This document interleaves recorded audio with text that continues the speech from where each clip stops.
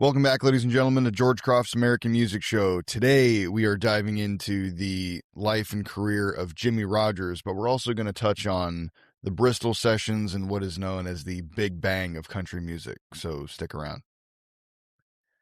Ladies and gentlemen, this episode of the show is brought to you by the Marysville Barber Parlor at 414 4th Street in Marysville.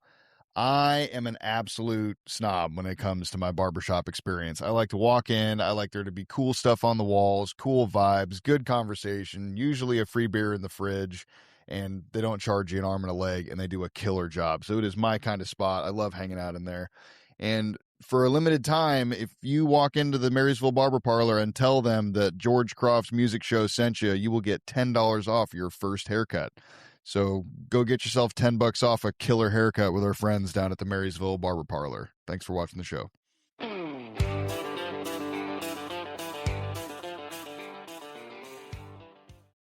All right. So Jimmie Rodgers is one of these characters that, I feel like he gets plenty of credit here, but you really cannot overstate his impact on country music and kind of he was the spark that lit the fire here in a lot of ways.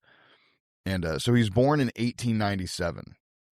And what I love about his story is that, like, so many things had to converge at the right time. There were, like, technological advancement, his life, his struggle, the right people, the right places, the right times. It all had to come together perfectly to get what we got. And so, like I said, he starts off 1897. He's born in Mississippi. And they are poor. I mean, it is a rough time to be alive in America in Mississippi in 1897.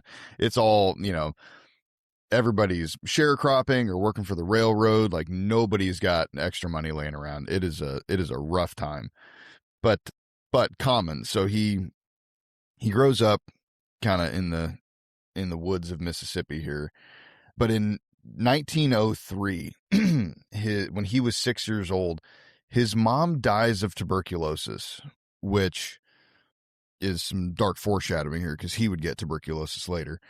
But it obviously devastates him. I mean, that his earliest memories are super traumatic in that way.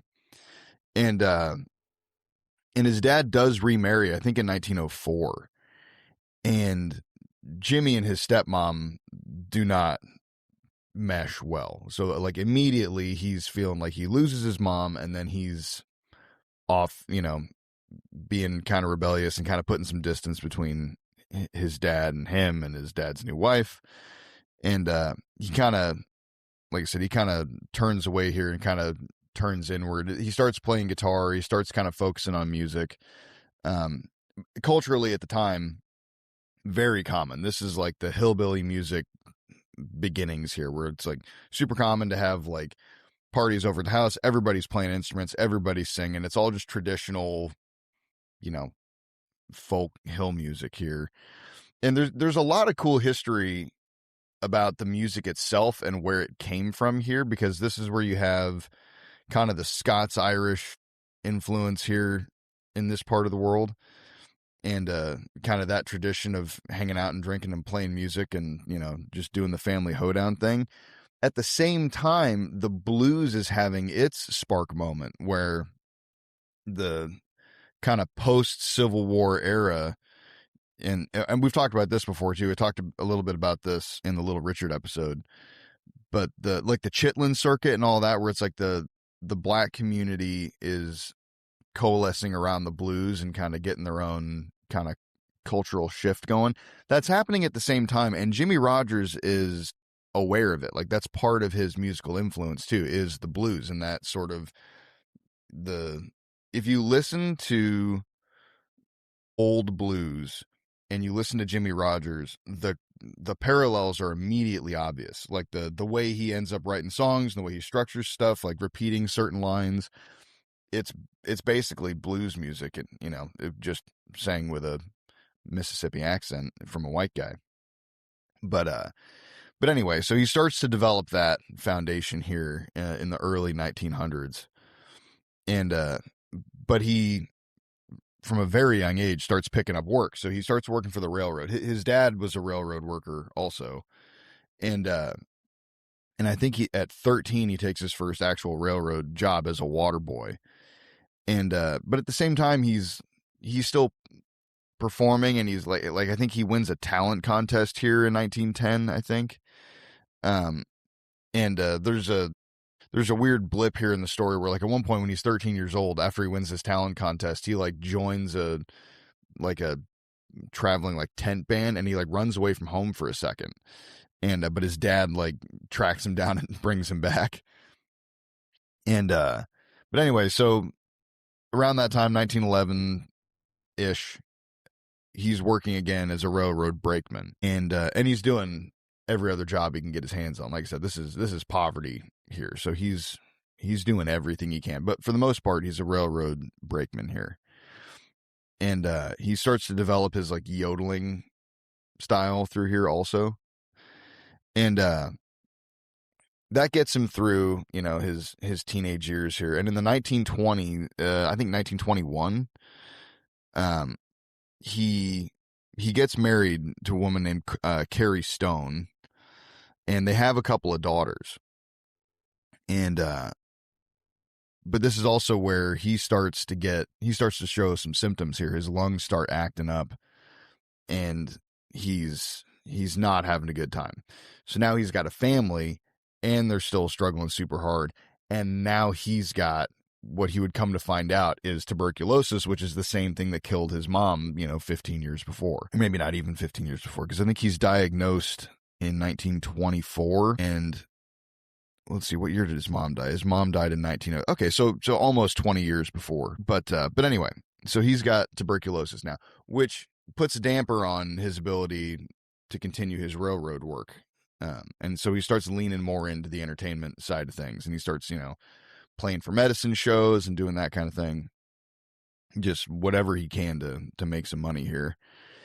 And he ends up moving around a little bit. Like, I think he moves to Asheville, just following work, doing like I think he worked as a janitor and a cab driver. I saw somewhere a note that said he worked as a local police detective, which I don't know how you fall into that line of work. Like, if you're also the janitor and they're like, hey, we got some crimes we need investigated, you want to come give it a shot? So I don't exactly know how that works, but it's it's 1927. So like, we're barely out of, cowboys and, horseback stuff here. This is early days. So, but then in 1927, he makes his first radio appearance, and he starts to get some steam behind him as far as like a local following. Now, this is the point in the story.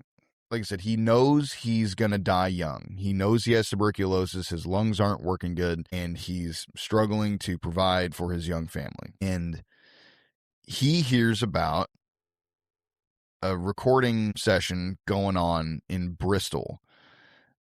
Now, this is a very important intersection moment here, because what would later become known as the Bristol Sessions is really, like I said, what they call the Big Bang of country music. Because you got to imagine that, like, in 1927, the system that is the record industry is brand new. I mean, it's still figuring it out. The technology was barely mass producible before that.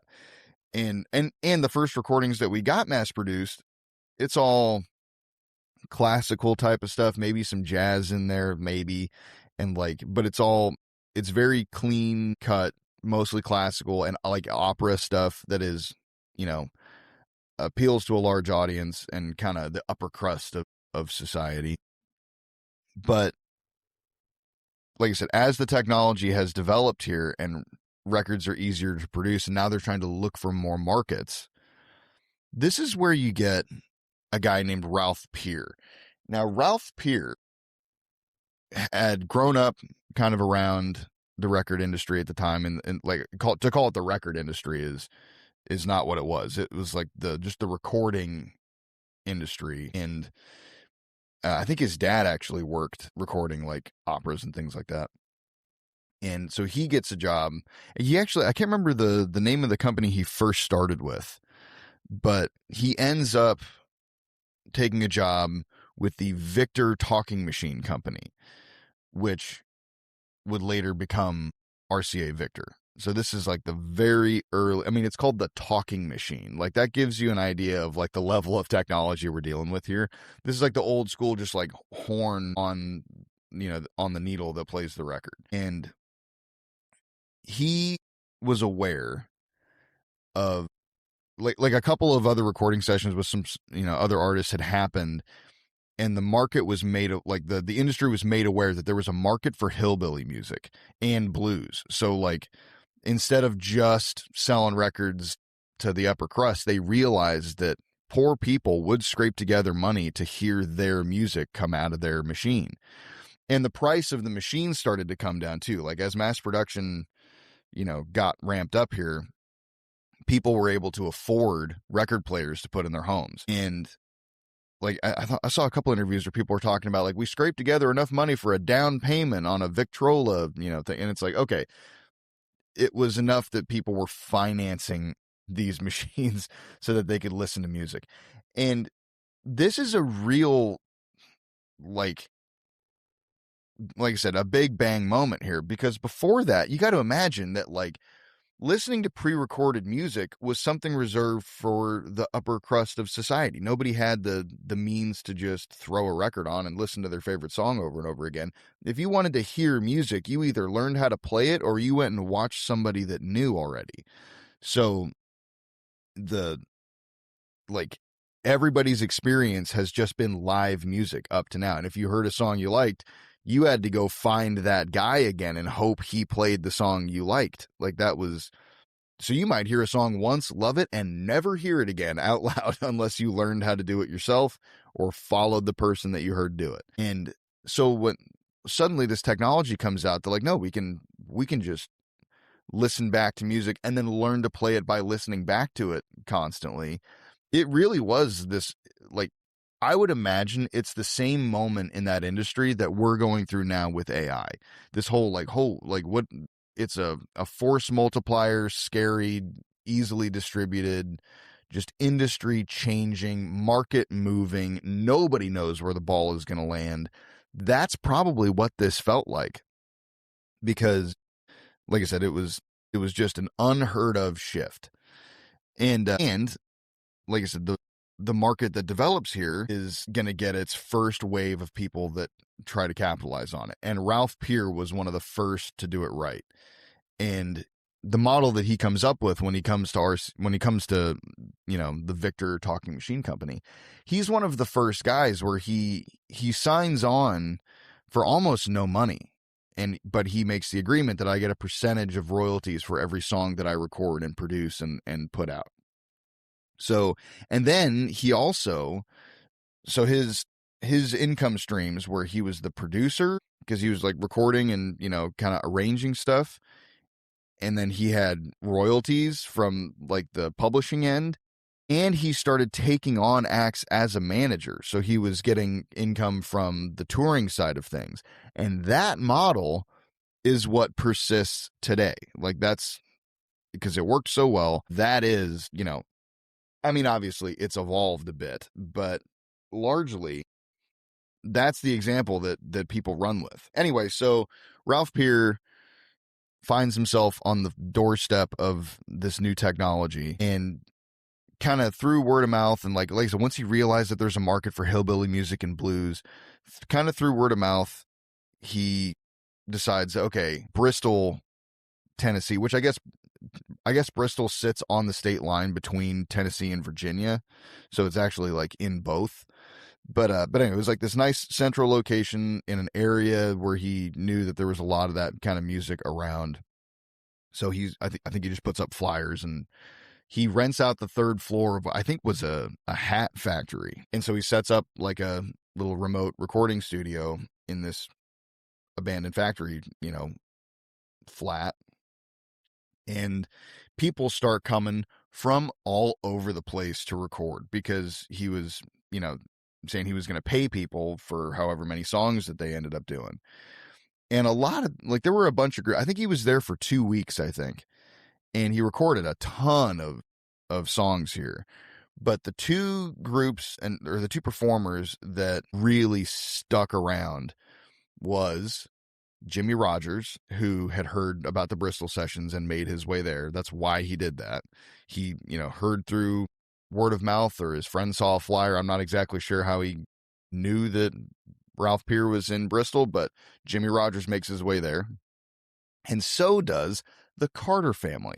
Now, the Carter family here, this is some cool, like early Carter family history. Because you got to imagine, this is not like the Grand Ole Opry is not really a thing here. Like they're not. I mean, it exists, but it's not the same. Like I don't think they moved to the Ryman until the 50s, I think. And but they're just a radio show, and it's not like the industry had not developed yet. That was not. It was just in its infancy. And the Carter family was just a bunch of, like it was a family of just hillbillies that played music, and they had a good reputation. And it was A.P. Carter, his wife Sarah, and then her first cousin Maybelle. And Maybelle marries A.P.'s cousin, I think. So all of their last names are Carter, but it's A.P. Carter, his wife, and his wife's first cousin Maybelle. Now this is the original Carter family, and they're here for the Bristol sessions, and Ralph Peer talked about how like they showed up and AP's wearing like overalls and the women are dressed in these like farm clothes, and he's just like, all right. But then he said as soon as he heard Sarah's voice, he knew they were onto something, because they were, Maybelle had her distinct, what they called the Carter scratch, which was like her guitar playing style. And Sarah had this just powerhouse voice that would just cut through the static. And then they were all harmonizing with each other, and it was beautiful, and he recognized it immediately. And so that really was a life-changing moment for both of those, for Jimmie Rodgers and the Carter family. Their careers both launch out of here. At one point after this, Jimmie Rodgers, I think he was making $75,000 a year in the 1920s, which was, I think I did the math. It was like equivalent to like $1.4 million a year in today's money. And when you go from being flat broke, like that's a monumental shift for Jimmie Rodgers. Like he's a rock star all of a sudden here. And but like I said, and the Carter family enjoy the same kind of success wave.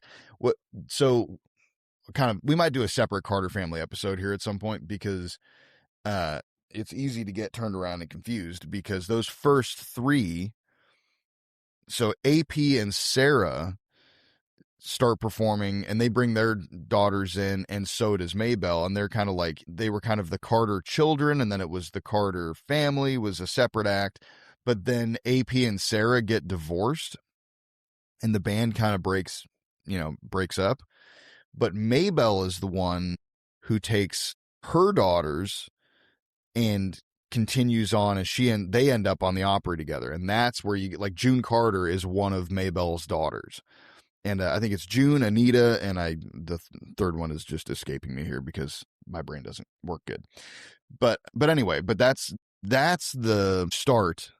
So later when we see on the Grand Ole Opry, the Carter family, that's the second generation of the Carter family, because the first trio had broken up by then, and Sarah had moved to California with her new husband, I think, who was the first cousin of AP. So it was like they're all still, it's just these two families just marrying into each other. But then, like I said, Sarah and AP get divorced and she moves to California. Maybelle picks up the torch, and she really, continues on.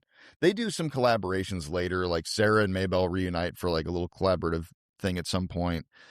But for the most part, when you think Carter family, you're thinking of Maybelle and June and Anita and, that crowd. But it was the first generation that was there for the Bristol sessions that really just launched the record industry, because as they would find out, that market was aching to be addressed. So people were buying those records. They were flying off the shelves, selling hundreds of thousands of records in 1929 or whatever. Like, which to me, like, the idea that there were 100,000 people or 300,000 people that were going to buy a record machine and buy records in that part of the world, is fascinating to me. And like, what was the logistics like? Like, how did that market grow, and how did those machines get delivered, and how did that, like, it must have just been such a crazy time to be alive and in that industry, and just phone calls constantly and orders coming in constantly, and things just like a giant waking up and taking on life of its own. That's the moment that we're dealing with here. But anyway, back to Jimmie Rodgers here. Like I said, he becomes a rock star. Like, this is his, people describe later performances by Jimmie Rodgers as like he was Elvis before Elvis was a thing. Like, people would pack into his shows and the women were screaming and everything. Like, and he's this very reserved kind of, slender guitar picking dude with tuberculosis. He's kind of this like Doc Holliday character. And, but he enjoys a brief period of success here. And what's funny, so when he actually went to the Bristol sessions, he was performing with a band who I think some of them were his family members. And, but it was like when they get to Bristol, they have this falling out over what the band's name is going to be. And like they have just the classic, band conflict of like who's the front man and what the name's going to be, and why do we have to be Jimmie Rodgers and the whoever's. And so it falls apart there at like, once they get to Bristol, it falls apart. And Jimmie Rodgers says, you know what? I'm going to go by myself. So the band performs on their own. I think it was the Tenevers, I might have just made that word up out of thin air, but that's what my brain said. But anyway, so they perform separately in the Bristol sessions without Jimmie Rodgers. So even though they showed up together, but Jimmie Rodgers playing just him and his guitar solo is, one of the most famous events here in country music. Or I don't know about famous, but definitely the most significant. And he goes on without the band to enjoy success here. And so that was in 1927 in Bristol. And then he starts making radio appearances here. And let's see here. And he goes on a string of hits here. So the other thing too is that he had that yodeling style that he developed working on the railroad, and he comes out with a song called Blue Yodel, which was a massive success. And then because the songs were kind of similar, they kind of wanted more cowbell. Like, they were like, yep, more of that. That's selling. People love that. Let's keep it going. And so they started calling the songs Blue Yodel #1, Blue Yodel #2.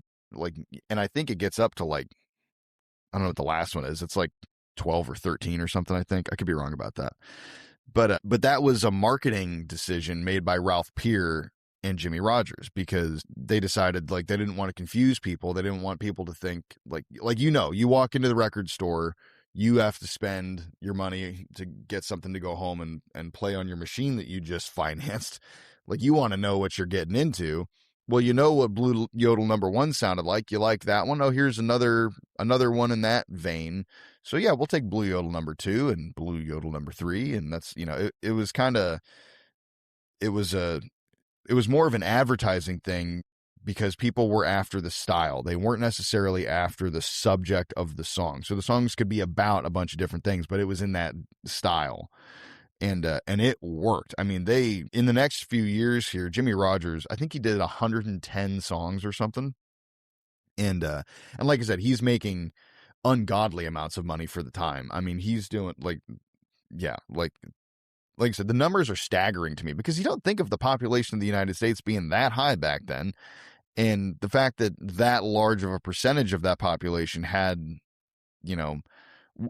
and this is Great Depression stuff coming down the pipe here. Like, this isn't like people didn't have a bunch of money. This is like post World War I, heading into, like I said, this is 1927, 1929, the Great Depression hits, and everybody is screwed. And so, and it's not like the Roaring '20s really hit Appalachia that hard. I mean, they were poor the whole time. And actually, the valley, like the place that the Carter family came from, was called Poor Valley. Like that's like to be in that part of the world at that time in that number of little valleys and be like, no, that's the poor one. You had to be so freaking poor to to get that name. But anyway, that's the market that we're in, and it's working. And so yeah, like I said, Jimmie Rodgers could have gone on to a long career. I mean, people, like AP Carter and Maybelle Carter, I think they died in 1970. I think he died in I think AP might have died in 1960, and Maybelle lived a little bit longer than that. But anyway, it's like, Jimmie Rodgers could have, if he had lived longer, we would have seen him performing alongside guys like Johnny Cash and guys like Marty Robbins and the people that he, would go on to inspire. But he never gets there because his health declines sharply. And, but it's here into 1928 to 32 is kind of the peak of his career here. And but after 32, his health starts to spiral. 1933, he collapses and he's hospitalized. But he does push to make some like last ditch effort recordings to support his family. And I think that was in May of 1933. He records his final session. I think it was Mississippi Delta Blues. And he was having to he would do a take and then go lay down on a cot. Like he was in such bad shape. He knows he's dying and he's just making a last ditch effort to make some money for his family after he's gone. And so he'd go up to the mic, sing his song, play his guitar, go lay back down between takes and take a little break because he can't breathe. And then, and then comes back to the mic, does it again, takes a break. And then, so that was May 24th that he's doing that. And then May 26th, at age 35. So you can imagine, talk about being on death's door. Like when it's not like, oh, he was kind of gassed, but he would go take a nap and then he did that for a while. Nope. He's dead 2 days later. Like he was giving his absolute last push of energy, trying to, put some more music out so his family could survive without him, which is just a heartbreaking thing to think about. But so when you go back and, listen to those songs, that's the state that man was in. But yeah, but like I said, so the inspiration, and he basically, without Jimmie Rodgers and without the Carter family too, but like the combination of Jimmie Rodgers, the Carter family, and Ralph Peer, without that combination, there was no system in place to then pick up guys like Hank Williams and have the system already existed. They already had distributors. They already, like, the record technology had come along a little bit further. They had the touring circuits already sort of existed. There was it had come out of its infancy already to set up even Hank Williams, who is still, Hank Williams will get credit as being the father of country music, which he is in a lot of ways. But Jimmie Rodgers really laid the groundwork here. And like I said, if the system had to go through its growing pains with a guy like Hank Williams, I don't know if we would have gotten the same amount of music out of the deal. I honestly don't know. But Jimmie Rodgers, did that for us and kind of really, and like I said, he also, because he didn't shy away from the blues style, that I think it's probably worth thinking about what that did to tear down the racial boundaries in America at the time. Because I know, it was the start of the same struggle that we've talked about later, like with later radio shows and like catering to the black audience and selling, what they called race records, but then it kind of became rock and roll later. Those two things were being held separate by corporate forces, but they were always trying to come together. Like black kids were buying white records and white kids were buying black records. And it was all trying to come together the whole time. And it's evident from the jump, like from Jimmie Rodgers' very, very, very clear blues influenced style. And yeah, like I said, it, took us a couple of decades to eventually get it right, but that you can see the struggle from the very, very, very early stages here. And yeah, so that's how we got the machine started that would then go on to give us guys, that we still talk about today. And yeah, so that is Jimmie Rodgers. So thank you guys for listening, and we'll see you next week.